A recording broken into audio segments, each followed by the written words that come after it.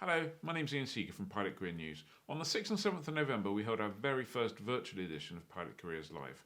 We streamed over 30 different seminars with 60 speakers. There were 2 days packed full of great information. Of course, we recorded everything, and you're about to watch one of the videos from the event.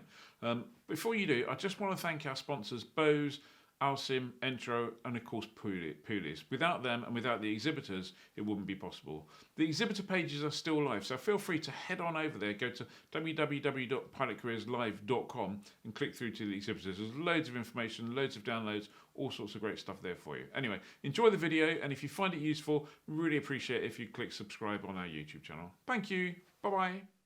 Hello and welcome to the next session, which is all about preparing for flight training overseas. Before we get to that, just a couple more housekeeping points, if I may.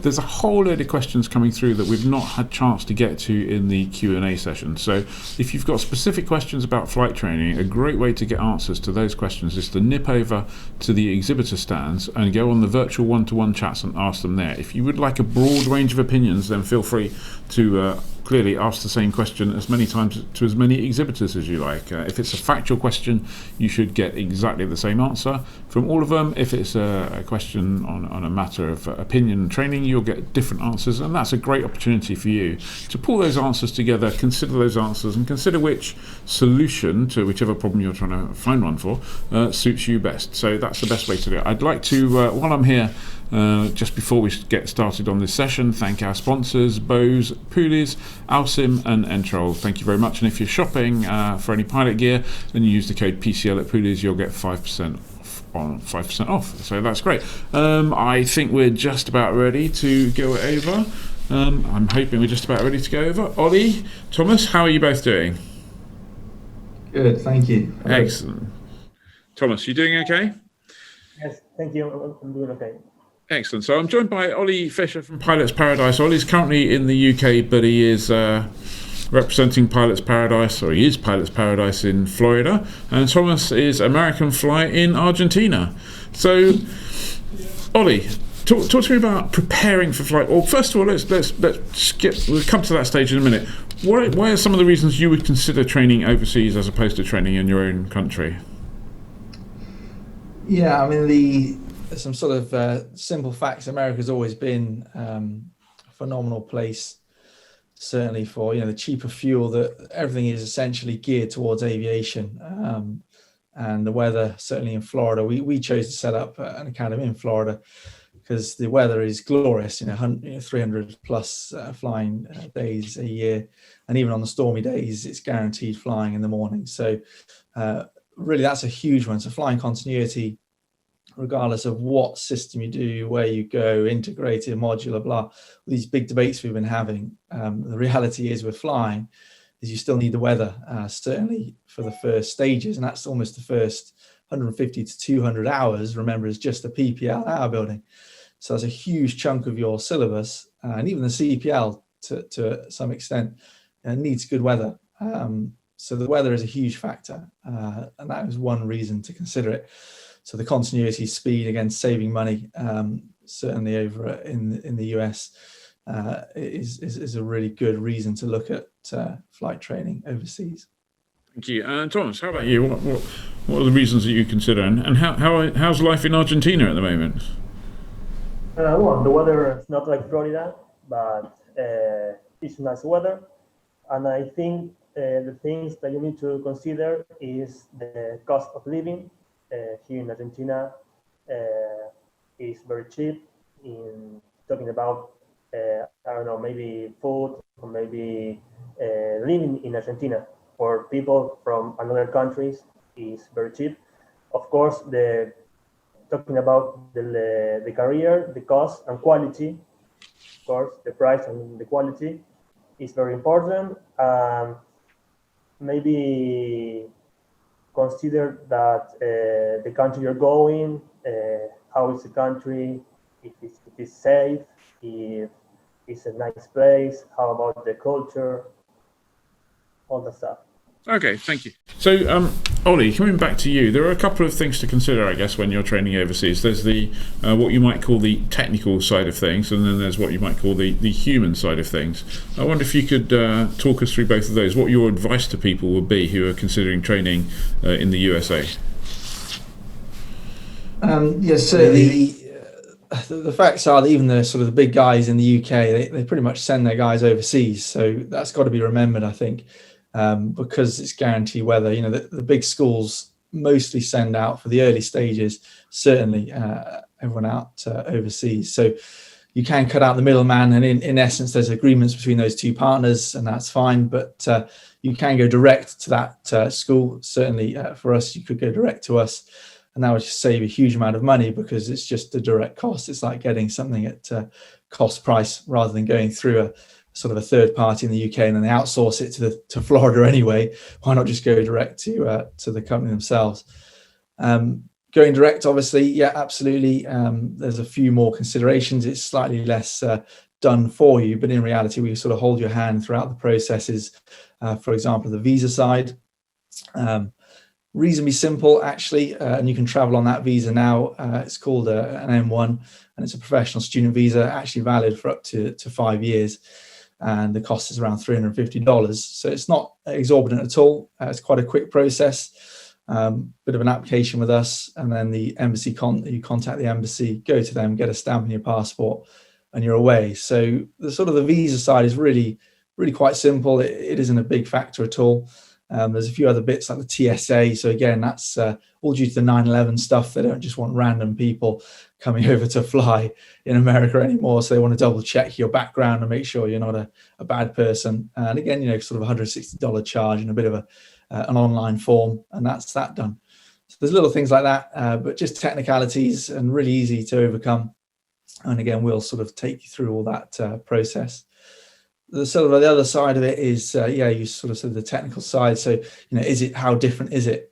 Again, this is a really common misconception. Again, I would say. So, you know, if I go to Florida, for example, or overseas, you know, my training, you know, won't be anything like I need in the UK, and that's what I want. That's not true. It's simply it's a different environment for sure. We've got British instructors anyway, and the syllabus is exactly the same as the ARSA syllabus. So the realities are that we just have a slightly different looking chart, slightly different looking airspace, but it's all pretty simple stuff, and it all relates to your training back in the UK. And when people say, "Oh, you know, I don't want to go out there; it'd be too easy," and I hear this all the time. Interestingly, well, will I be as good a pilot? Yes, of course you will. Oh, because the weather's not 500 foot overcast like in the UK, and it's not as hard. Absolute rubbish. I'm afraid that if it's that overcast and if it's that terrible weather, you're not going flying anyway. Florida does have those storms, does have those lines of precipitation, and there's lots of challenges. I've flown out in Florida a lot, and you have to make very quick decisions on diversions and the experience and the crosswinds, of course, because it's near the coast. So it's a very challenging environment, and you will be equally as good pilot. Except you'll be doing it in quicker time due to the weather. So I would say anyone sort of on the fence or sort of taking advice on whether to do it, not to do it, absolutely. I mean, certainly the early stages, absolutely. And we can provide sort of the multi-engine, you know, all the other elements as well. So yeah, don't hesitate to. Okay, thanks for that. Thomas, we've got some questions coming up in a minute, but before we get to that, let's just go to Thomas and talk to Thomas about, again, if you're considering Argentina, what the technical and human side of the training might be. I mean, not of the training, but the process might be. Well, the process, like all the says, is not very difficult. Talking about the visas and the background of the student who wants to come to Argentina, that's very simple. Of course, the government wants to know who you are and all your background, but in case that everything is okay, there's no problem. Of course, the country, you get the experience to know the country, what you need to know, what the ATO is going to give in to you. For example, in the accommodation, you have the person like a tutor who goes with you through all the process to help you. And of course, maybe the most challenging thing is the language. Of course, here in Argentina, we speak English, Spanish. I'm sorry. We are going to give the students Spanish lessons. We want at the end of the year they go back to their country with a very good level of Spanish, of course, and to live the experience. Okay, thank you. So, coming to some of the questions that we've got here coming in, and I'll address this to both of you. So I'll start with Thomas this time. If you're training in Argentina, what aviation authority are you training under? Is that training FAA, EASA, UKCA, or Argentinian CA? Well, here in Argentina, there is ANAC. ANAC is the Argentina Aeronautical Authority that works with ICAO. So it's different from the FAA and EASA. Okay, so that's the ANAC. Did you say it was called? The authority is the authority ENAC, Echo November Alpha Charlie. Yes. Thank you. I guess that's that's the same as the Spanish one, unsurprisingly. Ollie, how about you? Yeah, we've got direct oversight from the UK.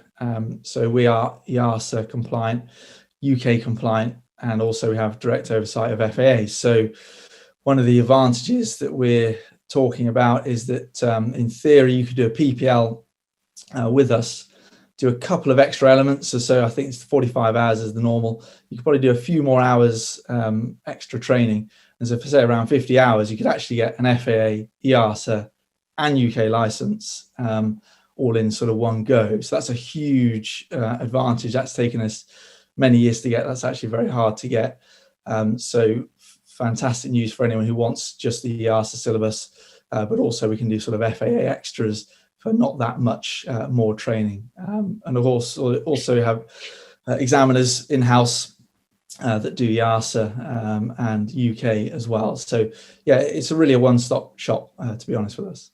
Okay, and I'll come back to you in a second, Thomas, but I have a question from Jordan Penning here, which is, if you wanted to live and work in America, and we'll apply that to Argentina as well in a minute, so for example, if you wanted to go through and become an instructor, is there an opportunity to work in the US, and if so, how does that happen as part of the visa process? Yeah, so our limitation would be it has to be a UK passport holder, so that's the limitation on our employment abilities. But essentially, yeah, if you were to come and do, the course with us, and then also did the flight instructor course with us, that would essentially, we'd obviously know you by then, and that would be almost form like an informal or formal interview. And then absolutely, if we need the instructors, need the capacity, and we know you've done all your training with us, we know the quality of you, and you're a good person, have to have a UK passport, then absolutely, we can do a 5-year, we call it an E2, working visa to work in Florida with us. That visa is limited to working just for us though, so it'll be under instructor capacities. So that could be either an EASA instructor, and we could also train you up to be a CFI, CFII, which is the FAA equivalent, and then you could work under the US system as well with us. So clearly no moonlighting at Home Depot or anything, man. That's it. No, none of that. And Thomas, how about you? Is there a possibility of gaining a professional license and doing any instructional work in Argentina afterwards, or is that a difficult thing? No, it's not difficult. Here in Argentina, there are a lot of ATOs because, like I said before, the price. So people from many countries of America, Ecuador, Peru, Chile, Colombia, they come to Argentina because it's very cheap for them.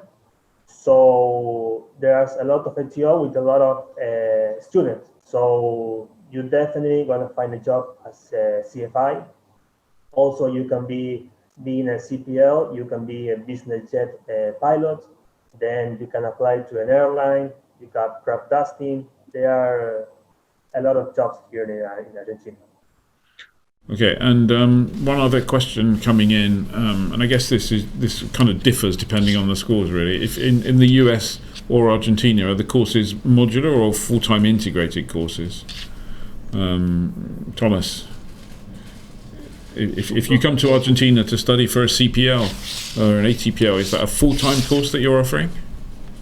Yes, of course. We are offering a full course. We offer a 1-year program from 0 to CPL. While I'm talking to you, Thomas, a quick question here, and then a tongue-in-cheek question. We had a TV program here called Top Gear, which took place in Argentina, and there was I think there was some staged tension for the TV, and someone's going, "Are Brits welcome in Argentina?" I'm going to guess the fact that you're here talking to them means that Brits are welcome in Argentina. Well, I remember that episode of Top Gear, but that was like a small thing here in Argentina. The TV tried to make everything bigger, but there's no hard feeling with people from the UK. Excellent. Ollie, reverting, we haven't got a Top Gear episode in Florida yet, although maybe they should think about that. How about I'm presuming you're talking a modular course, are we? Yeah, so the interesting question, because it's people getting confused again. It's a typical thing, getting confused between modular and full-time.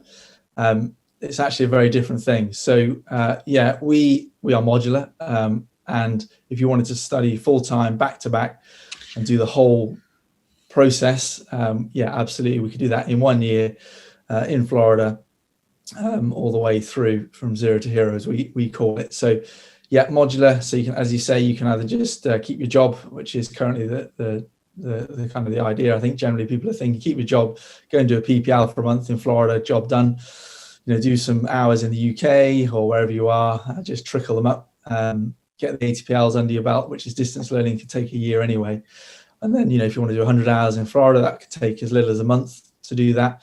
And again, the price is wise when you compare it. It's like $100 an hour at wet. It's just crazy compared to UK prices. So what's that, £80 an hour or something? So we're modular, but you can absolutely study full-time, 0 to hero, no problem.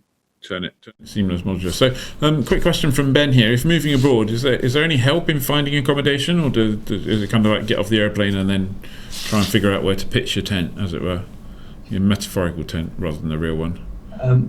Well, at the moment we're, again, try not to sort of just sell, so sorry, but we are doing a good offer at the moment where it is a free accommodation essentially in our motel. So that's a huge bonus. But otherwise, other providers, they normally have accommodation on site that they would charge for, shared room or weekly amount, or you can get, if you know course mates, after a month or two, once you've been there, traditionally they'll go out as friends then and rent somewhere locally or rent an Airbnb. So absolutely, that's available. But at the moment, we're just including it in the package.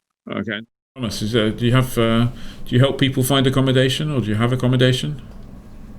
Of course, in American Fly, we have our facility accommodation that, like Ollie say, in this case, we also give it for free for the people who came to make the career, and the only thing that they have to pay is food, and like I said before, it's very cheap to eat here. So we talk every time with our students from another country, and they spend like $40 per month in food.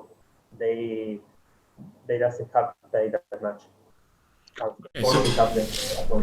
Thank you. So moving back to a kind of slightly more human kind of thing, from a kind of psychological point of view, from a being thousands of miles away from your family, which would be the case whether it be Florida or Argentina, or even if you're studying overseas elsewhere within Europe. Are there any kind of tips that you can give to people who are considering it, how they ought to better prepare for it? I'm not talking visas or paperwork kind of things, just kind of how you get ready for it mentally. Well, yes. I know it's very difficult to be apart from your family, but I think that you need to set your mind that it's going to be an amazing adventure. You're going to meet new people. You're going to, learn another culture. And of course, you have to do your research about the ATO where you're going, and maybe talking with another people who live that experience of studying overseas. And try to get the best of it. Thank you. And Ollie? Yeah, of course. We've got it's a campus, so there's other students there. That's going to really help. You've got people you can bounce off every day. Hopefully they're at a similar sort of stage to you or have been through it, which is even better because then they can give you lots of top tips and help. So you've got pilots around and got the staff and instructors who are all friendly anyway in most schools. So yeah, there's always a bit of a local culture and life. So yeah, I think normally people don't struggle with it. But sometimes and often we get students sort of just popping home for Christmas for 2 weeks, that sort of thing. So you can always do that and take a little break if you're homesick and just going to recharge and just go and see family. So that's all easily doable. Do you, given that someone may potentially be overseas for a longer period of time than a normal holiday, as it were, do you suggest that people take out medical insurance, or how does that work? Yeah, someone asked me this the other day actually, and there are some ways of doing that. Really good holiday insurance. I mean, it lasts for sort of 90 days. Sometimes because it's the 180-day rule, sometimes it can actually almost last for up to 6 months. But it's worth contacting a provider. There's loads of people out there that will sort of do that, sort of AXA health insurance, that sort of stuff. So if you are kind of worried about that side of things, you can normally get a kind of a policy. It's not a huge problem that we've seen. Okay, and Thomas, how about you? What's the medical situation? Is insurance required in Argentina? Well, here in American Fly, the medical coverage is inside the package. So as long as the student is in Argentina, he's going to be full coverage about medical assistance. Okay. Maybe just to finish up, you could each tell us, what is it you particularly enjoy about flying in Argentina? What's the whole? I'm guessing that not many people who are watching have had the opportunity to fly in Argentina. What's the highlights of flying in Argentina? Well, the highlights is here in Argentina we have everything. I mean, you want to see the waterfalls. That they are one of the 7 ranges of the world, I think. Then you have a glacier, you have the coast, you have a mountain, you have everything you need to see. Argentina has it. So it's just about doing a lot of navigation, and no place, no people. I think that is the best. And communications with air traffic can be done in English? Of course. I mean, we speak in Spanish when you do the communication, but in the case that some student from outside the country needs to speak in English, the ATC are prepared for that. Okay, thank you. And Ollie, I'm guessing a few more of the people watching may have already flown in Florida or somewhere in the US. But for those who haven't, what's the big? I mean, we've dealt with weather. Anything else? What's the big plus?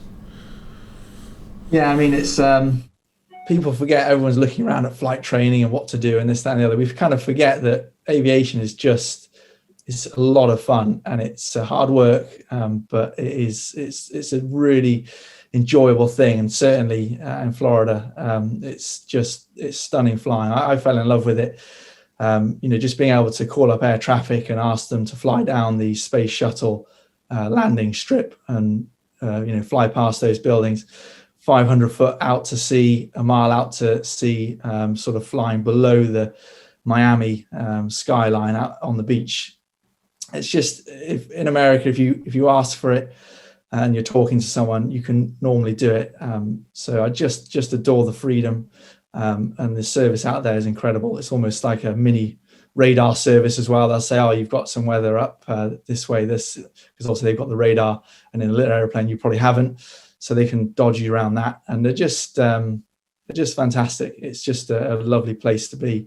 Go down to the Keys and that sort of thing. So it's a serious adventure, like Thomas said. It's about the adventure. And if you're a pilot, I speak to airline pilots. I'm sitting next to captains in BA, and I say, "Oh, when do you train?" And it's always the case that if they did hour building, and certainly in Florida, they do say that was literally the highlight. Sometimes not only of their training, because of course it was our building in Florida would be the highlight of anyone's training. And also almost so the highlight of a career in a way, because it just doesn't get freer. You know, you're going to be, you know, you're pressing the autopilot in for the rest of your life, as I do every day. And you keep thinking back to those little jaunts out to the Keys in your little aeroplane, which is always awesome. And Thomas, I guess in terms of airspace and air traffic in Argentina, is it a lot of airspace, or is there a lot of open airspace where you can fly without worrying too much? No. In Argentina, there is we have air traffic, of course, but it's not that busy as maybe in the States or in Europe. You can check the flight radar. Well, of course, right now due to the quarantine, it's not that busy. But I don't know, maybe last year there are planes, but there are not as many as Europe or the US. Okay, thank you. Just one thing before we wrap up, I'm going to suggest that if there's a bunch of people who've asked some sort of fairly specific questions, which are kind of very, very individual questions. What I would suggest to those people, both Pilots Paradise and American Fly have stands here. You can just go over there and engage on the direct chat and talk to those people, or send them an email via the contact form there and get your individual questions answered and go into much more depth than we've actually got time for here. So that just leaves me to say thank you very much, Ollie. Thank you very much, Thomas. I hope you both enjoy your flying in Florida, Argentina.